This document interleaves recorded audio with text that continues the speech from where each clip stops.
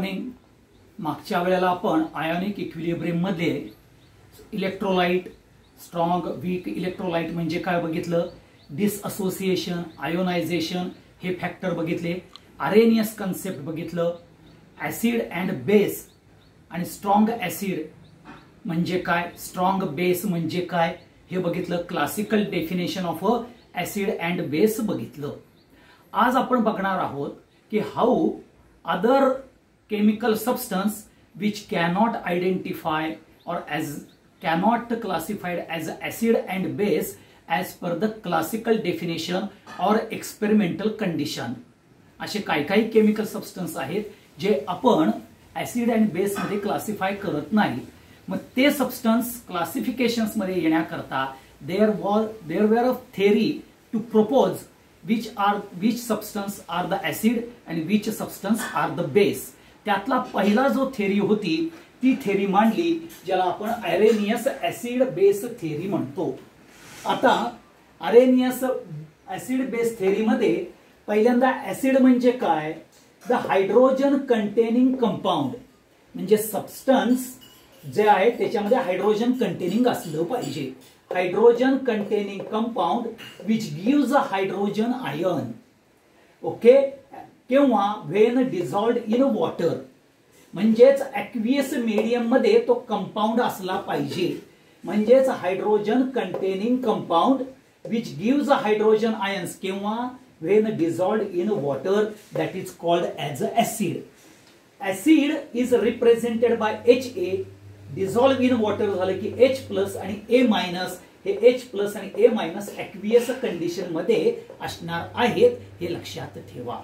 Base म्हणजे काय, the hydroxide compound म्हणजे compound which contains hydroxide compound gives OH- ions म्हणजेच हायड्रॉक्सिल आयन्स देईल when dissolved in water. Okay, म्हणजेच ऍक्वियस condition मध्येच असेल त्याला तुम्ही बेस म्हणणार. इथं hydroxide compound which gives a hydroxyl ions. मग BOH इक्वल टू जर घेतलं तर B+ अँड OH हा कशामध्ये येईल तर ऍक्वियस कंडिशन मध्ये असेल तर. म्हणजेच acid and base on the basis of hydrogen ion and hydroxyl ions present in aqueous solution in that particularly concept वरती अरेनियसनं ऍसिड आणि बेस हे पर्टिक्युलरली केमिकल कंपाऊंड क्लासिफाय केले. But they should gives a hydrogen or hydroxyl ions in a aqueous solution means when they are dissolved in water. मग ह्याचं limitations काय आहे तर पहिलं लिमिटेशन आहे see to define acid and base here aqueous solution हे medium लागतं. Other medium but not in terms of substance. म्हणजेच बाकीच्या नुसत्या सबस्टन्स वरती तुम्ही क्लासिफाय करू शकत नाही. तुम्हाला ऍक्वियस मीडियम म्हणजेच ऍक्वियस सोल्युशन म्हणजेच त्या compound should be dissolved in water. जर ऍक्वियस मीडियम असेल तरच तुम्ही अरेनियस ऍसिड बेस थेरी त्याला अप्लाय करून ऍसिड बेस क्लासिफाय करू शकता. दुसरं लिमिटेशन काय, does not explain acidic nature of HCl and basic nature of ammonia. कशामध्ये इन नॉन ऍक्वियस मीडियम जे पाण्यामध्ये डिझॉल्व्ह न होता जर अदर कुठलं मीडियम असेल नॉन ऍक्वियस मीडियम त्याच्यामध्ये ऍसिडिक कॅरेक्टर ऑफ HCl आणि बेसिक कॅरेक्टर ऑफ अमोनिया तुम्ही पर्टिक्युलरली काय करू शकत नाही, एक्सप्लेन करू शकत नाही. पुढचा काय येतो की ammonia, pyridine, sodium carbonate their basic nature can't explain by theory. Okay, म्हणजेच by Arrhenius theory you can't explain the basic nature of ammonia, pyridine, okay, नंतर सोडियम कार्बोनेट हे एक्सप्लेन करू शकत नाही. आणि similarly acidic character like AlCl3, FeCl3 you cannot explain by this theory. Okay, हे लक्षात ठेवा. म्हणजे acidic character of AlCl3, FeCl3, ammonia, pyridine, sodium कार्बोनेटचं basic character, AlCl3, FeCl3, FeBr3 चं ऍसिडिक कॅरेक्टर, ह्या थेरीनं आपण एक्सप्लेन करू शकत नाही, कारण अमोनिया पायरिडिन सोडियम कार्बोनेट हे बेसिक कॅरेक्टर आहे सांगण्याकरता ह्यामध्ये हायड्रॉक्सिल आयन्स प्रेझेंट नाही आहेत. आणि सिमिलरली ऍसिड थेरी, ऍसिड आहे AlCl3 आणि FeCl3 हे सांगण्याकरता आपल्याला हायड्रोजन आयन्स पाहिजे, ते पण ह्याच्यामध्ये ऍब्सेंट आहेत. म्हणून हे लिमिटेशन्स बघायला मिळतात, हे लक्षात ठेवा. परत एकदा सांगतो limitations. Define acid in aqueous solution only, not in terms of other substance. Acidic nature of HCl or basic nature of ammonia in a non-aqueous medium cannot be explained by this theory. Okay, the basic character of ammonia, pyridine and sodium carbonate you cannot explain by this theory because these compounds do not contain OH ions. Similarly, AlCl3, FeCl3 they are acid, but their acidic character you cannot explain by this theory because they do not contain, म्हणजेच AlCl3, FeCl3 do not contain hydrogen ion. आता पुढची theory येते ज्याला आपण lorry Brønsted theory म्हणतो. हे 1923 मध्ये ही theory proposed केली. ह्या थेरीलाच प्रोटॉनिक थेरी म्हटलं जातं. काय म्हणतात? प्रोटॉनिक थेरी. ऍसिड म्हणजे काय? Substance which donate proton to another substance. म्हणजे एक सबस्टन्स दुसऱ्या सबस्टन्सला प्रोटॉन डोनेट करतो त्याला ऍसिड म्हणतात. आणि बेसला substance which accepts the proton from another substance त्याला तुम्ही काय म्हणता? तर त्याला तुम्ही म्हणता बेस. मग प्रोटॉन डोनर जो आहे तो आहे ऍसिड आणि प्रोटॉन ऍक्सेप्टर जो आहे तो आहे बेस. हे लॉरी ब्रॉन्स्टेड सांगतो. जो प्रोटॉन डोनेट करतो तो ऍसिड आहे, प्रोटॉन ऍक्सेप्टर आहे तो बेस आहे. हे आपण ब्रॉन्स्टेड थेरी अप्लाय केली होती फिनॉलच्या संदर्भात. ओके, मग आता ह्याचे ऍडव्हान्टेजेस काय आहेत बघूया. aqueous medium, okay, not necessary. इथं aqueous medium not necessary to define acid and base. The substance proton accept करेल किंवा प्रोटॉन डोनेट करेल त्याच्यावरती तुम्ही क्लासिफाय करता. इथं aqueous medium लागत नाही. Any medium or state of existence of a substance, any medium or particularly state of existence substance ह्याच्यावरती तुम्ही ऍसिड अँड बेस हे क्लासिफाय करू शकता किंवा मेन्शन करू शकता बाय प्रोटॉनिक थेरी. तिसरं, ion like cation, anion also define as a base. म्हणजेच NH4+ असेल, H3O+ असेल, हे ऍसिड आहे का बेस आहे, हे कॅशायन अँड एनायन्स ओके हे सुद्धा आपण डिफाईन करू शकतो. कशावरून?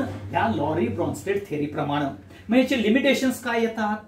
तर लिमिटेशन्स आहेत, substance do not have a tendency, ज्या सबस्टन्सची टेंडन्सी नाही to donate a proton or to accept the proton, they cannot defined to donate or accept म्हणा, or accept proton cannot defined acid and base.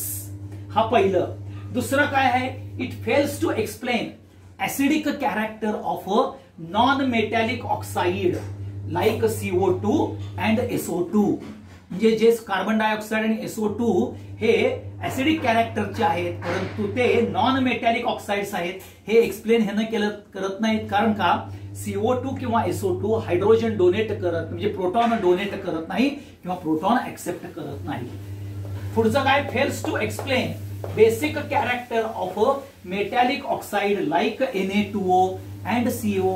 जे metallic ऑक्साइडचं जे basic character आहे हे theory explain करत नाही, हे लक्षात ठेवा. मग पुढची थेरी येते लेविस ऍसिड अँड बेस. म्हणजेच ऍसिड म्हणजे काय? Species which accepts the lone pair electron to form coordinate bond. म्हणजेच Lewis acid and base theory ही इलेक्ट्रॉन पेअर, लोन पेअर ह्याच्यावरती अवलंबून आहे. म्हणजेच स्पेसीज म्हणजे कुठलं? मॉलिक्युल्स, आयन्स किंवा atoms which accepts lone pair of electron to form coordinate bond is called acid.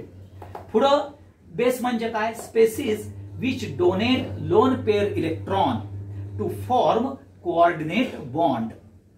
Okay, म्हणजेच ऍसिड थोडक्यात सांगायचं झालं इलेक्ट्रॉन पेअर ऍक्सेप्टर आहे as per Lewis base. Acid base theory आणि बेस आहे इलेक्ट्रॉन पेअर डोनर येतो, हे लक्षात ठेवा. मग लेविस ऍसिडचं क्लासिफिकेशन येतं सिंपल कॅशायन म्हणजे Ag+, Fe3+, Ba2+. आता हे सगळे इलेक्ट्रॉन डेफिशियंट कॅरेक्टर मध्ये येतात, कारण ह्याच्यामध्ये इलेक्ट्रॉन कमी आहेत. एक इलेक्ट्रॉन जर रिमूव्ह झाला तर तुम्हाला पॉझिटिव्ह ऑक्सिडेशन स्टेट बघायला मिळते as per the redox reaction. Okay, हे लक्षात ठेवा. आणि म्हणून सगळे कॅशायन हे लेविस ऍसिड येतात. तसंच आपण nature of a chemical bond मध्ये इलेक्ट्रॉन डेफिशियंट मॉलिक्यूल बघितलेत बघा. इनकम्प्लीट ऑक्टेट असलेले मॉलिक्युल्स ते म्हणजेच AlCl3, AlBr3, FeCl3 ह्यांच्यामध्ये इलेक्ट्रॉन डेफिशियंट आहेत, म्हणजेच ते इलेक्ट्रॉन पेअर ऍक्सेप्ट करतात, म्हणून ते लेविस ऍसिड येतात. तसंच Lewis base simple anion like Cl-, iodine-, Br-, fluorine-, म्हणजेच ते इलेक्ट्रॉन रिच आहेत. इलेक्ट्रॉन रिच असले की ते इलेक्ट्रॉन पेअर डोनेट करतात. तसंच इलेक्ट्रॉन रिच मॉलिक्यूल म्हणजे ज्याला आपण एक्सपांडेड ऑक्टेट म्हणतो. एक्सपांडेड ऑक्टेट असलेले म्हणजे H2O, NH3, ROH, PCl5, SF6, PCl5 आणि हा SF6, PCl5 आणि हा SF6 आपण पर्टिक्युलरली एक्सपांडेड ऑक्टेट मध्ये बघितलाय. आणि हा अमोनिया, ROH, H2O हे इलेक्ट्रॉन रिच असलेले मॉलिक्युल्स आहेत. ह्याप्रमाणे तुम्हाला ह्या 3 थेरी महत्वाच्या येतात, एवढं लक्षात ठेवा. लेविस ऍसिड अँड बेस हे ना काय सांगितलं की आपण समजा BF3 हा जर मॉलिक्युल्स बघितला तर हा BF3 इलेक्ट्रॉन डेफिशियंट कॅरेक्टरचा आहे आणि अमोनिया हा इलेक्ट्रॉन रिच कॅरेक्टर आहे. मग अमोनियावरचे लोन पेअर आहेत तो पर्टिक्युलरली BF3 ला म्हणजे बोरॉन ट्रायफ्लोराइडला देतो आणि आपल्याला इथं लक्षात घ्या ह्याच्यामध्ये कोऑर्डिनेट बॉन्ड तयार होतो आणि म्हणजेच BF3 काय आहे, हा लोन पेअर ऍक्सेप्ट करतो, म्हणून हा लेविस ऍसिड येतं. आणि अमोनिया लोन पेअर डोनेट करतं, म्हणून हा बेस येतो. हे आपल्याला Lewis acid and base theory प्रमाणे बघायला मिळतात. म्हणजेच अमोनिया आणखीन बोरॉन ट्रायफ्लोराइड ह्यांच्यामध्ये कोऑर्डिनेट बॉन्ड तयार होतो. कसा? By donating lone pair by ammonia and by accepting lone pair by BF3. आणि म्हणून जी डेफिनेशन आहे, species accepts lone pair electron to form coordinate bond and species which donate lone pair of electron to form coordinate bond. हे लक्षात ठेवा, हा सगळ्यात महत्वाचा पार्ट येतो. आता पुढची जी थेरी येते ती येते कॉन्जुगेट ऍसिड बेस थेरी. आता ही कॉन्जुगेट ऍसिड बेस थेरी जी आहे ही महत्वाची जी आहे ही ब्रॉन्स्टेड थेरीवर म्हणजेच प्रोटॉन ऍक्सेप्टर आणि प्रोटॉन डोनर ह्या कॅरेक्टर्स मध्ये बघायला मिळते. मग ती कॉन्जुगेट ऍसिड बेस थेरी काय आहे तर particularly the pair of acid base, pair of conjugate acid and base. Okay, म्हणजेच आपल्याला इथं लक्षात ठेवा की कॉन्जुगेट ऍसिड बेस थेरी हे आपल्याला महत्वाचं आहे. Conjugate acid base theory. आता हे काय सांगतं की acid and base they are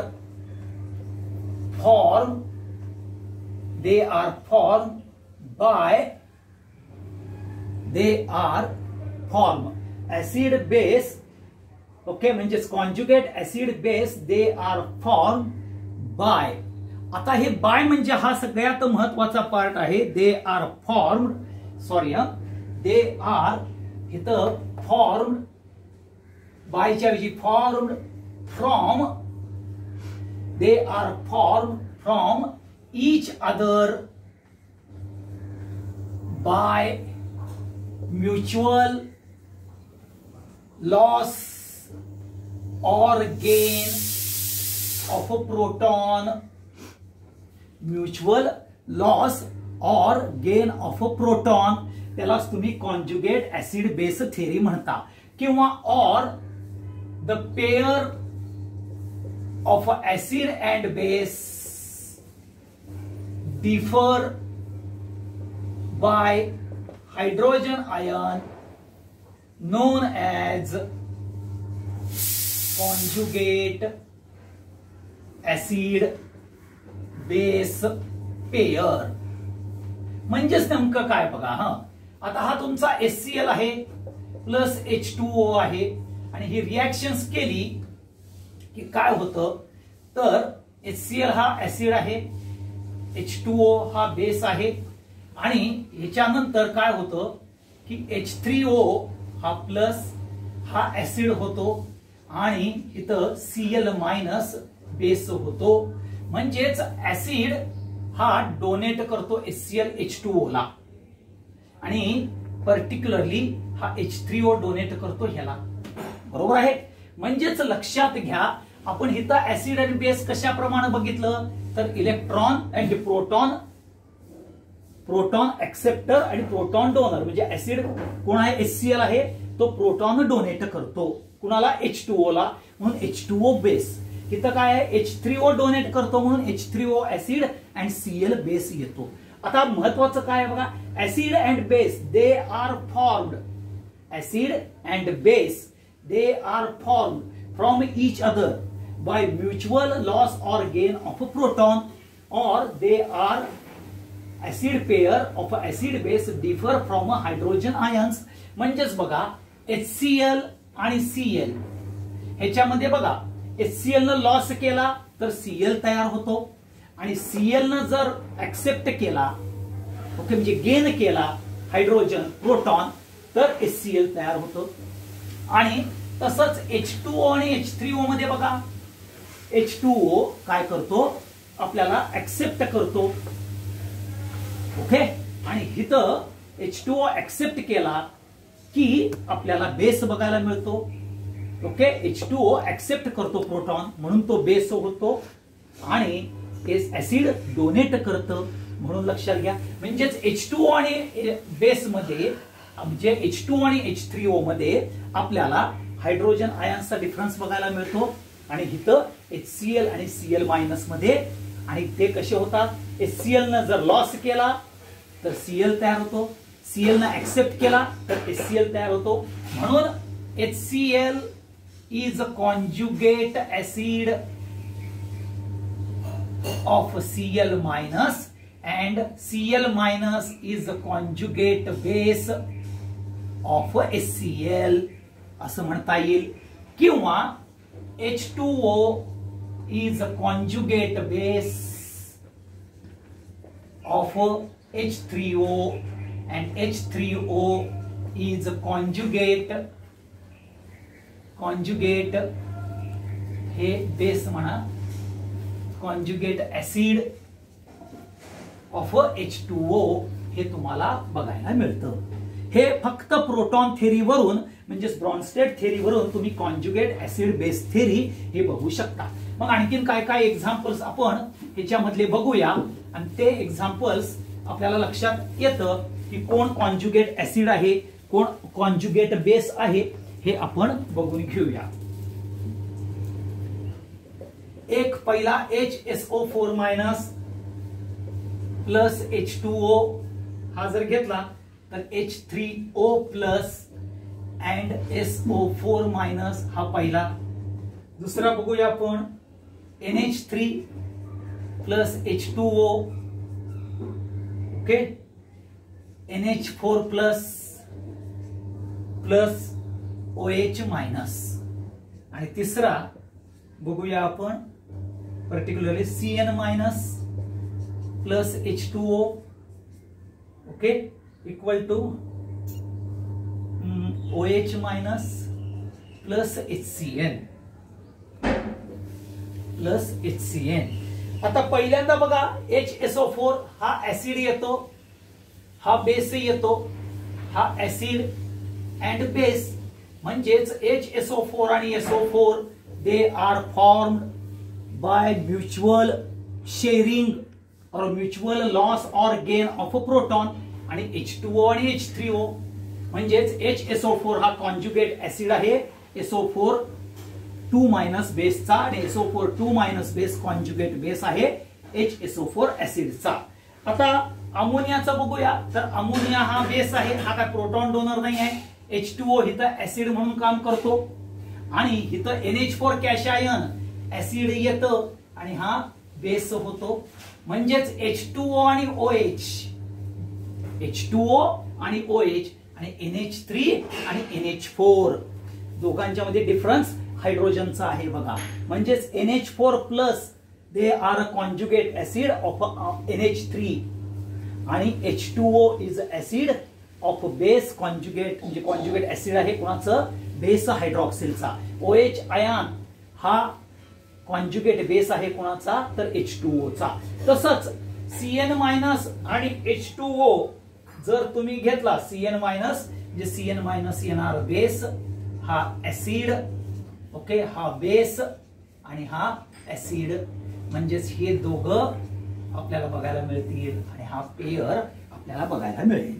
म्हणजेच बेस Cn आणि SCN मध्ये डिफरन्स आहे H चा, H2O आणि OH मध्ये डिफरन्स आहे H चा. म्हणजेच water molecule is a conjugate acid for the base OH-. OH- is a conjugate base for H2O. Similarly, Cn- is a conjugate base for SCN. SCN is a conjugate acid for base कोणाचा आहे, Cn-. आणि ह्याप्रमाणे तुम्ही conjugate acid base theory ही तुम्ही सांगू शकता. Conjugate base theory म्हणजेच काय, दे are form from each other by mutual loss or gain of a proton, or conjugate acid base, that is the acid base pair is nothing but they are differ by a proton, means that a hydrogen ions ने ते differ होतात आणि त्यावेळेला तुम्हाला conjugate acid base pair हे identify करता येतात, हे लक्षात ठेवा. आता पुढचा जो पार्ट येतो तो म्हणजेच पुढचा कॅरेक्टर जे आहे ते कॅरेक्टर आहे एम्फोटेरिक सबस्टन्स. Amphoteric substance. आता एम्फोटेरिक सबस्टन्स म्हणजे काय तर लक्षात घ्या, एम्फोटेरिक सबस्टन्स. आता एम्फोटेरिक सबस्टन्स म्हणजे काय, परंतु substance which can act as acid in one reaction and acts as a base in another reaction. Okay, म्हणजेच डिफरंट रिएक्शनला डिफरंट रोल प्ले करणारा सबस्टन्स त्याला एम्फोटेरिक कॅरेक्टर म्हणतात. मग असा कुठला आहे तर H2O. आता H2O जर अमोनिया बरोबर रिएक्ट केला तर हा हायड्रोजन देतो. म्हणजेच आपल्याला इथं OH- आणि प्लस NH4+ येतं. ओके, हे लक्षात ठेवा. म्हणजेच H2O ह्या रिएक्शन मध्ये ऍसिड म्हणून काम करतो. परंतु तेच H2O आणि HCl ची जर रिएक्शन असेल तर हा काय करतो, हायड्रोनियम आयन्स फॉर्म होतात. ओके, म्हणजेच H2O इथं काय करतो, बेस म्हणून ऍक्ट होतो. म्हणजे water like a compound which can act as a acid, as a base in a various types of a reaction, that is called as amphoteric substance. हे लक्षात ठेवा. आता पुढचा जो पार्ट येणार आहे ओस्टवॉल्ड डायल्यूशन लॉ, हा आपण उद्याच्या भागात बघूया. Thank you very much.